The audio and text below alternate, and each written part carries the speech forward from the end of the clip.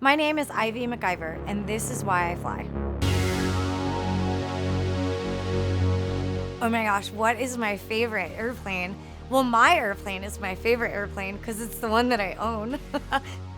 I call her the Starling. It's a 2001 American Champion 7 GCBC. I got my license in 1997, so I guess it'd be about 25 years, which seems crazy. But when I was a little girl, I watched Top Gun, the first one. And I decided that I wanted to be a fighter pilot. And that was it. The seed was planted, and I just wanted to be a pilot no matter what. I did not, fun fact, become a fighter pilot. I was a little too short to fly fighters. Then I wanted to be an airline pilot, and I kind of got steered away from that a little bit. I went to college for aeronautical engineering, realized that wasn't really my forte, ended up doing computer science, and through that, I ended up having aviation as more of my hobby than my career.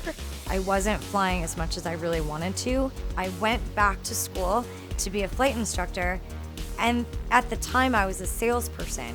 And so I was selling software, but also learning how to be a flight instructor. And the way the world works is magical. Cirrus Aircraft is looking for regional sales directors, and they were looking for people who had a sales background and also had an aviation background. And I just decided, forget it, I will just pack everything I own in a 95 Honda Civic and drive west. And 16 and a half years later, I've been working at Cirrus in a multitude of different roles. For 9 years, I was a salesperson, and then for the last 7 years, I've been on the marketing side. If you looked at the job description, my role is to basically be a liaison between the sales and marketing team and the engineering team, largely driven towards creating the product roadmap for the Cirrus Piston. But my job involves a lot of other things, like working with strategic suppliers, working with media contacts, and of course doing a lot of demo flying and photo flying. Formation flying is one of my absolute favorite parts of my job. There's definitely a lot involved. Most of the hard part about formation flying happens on the ground.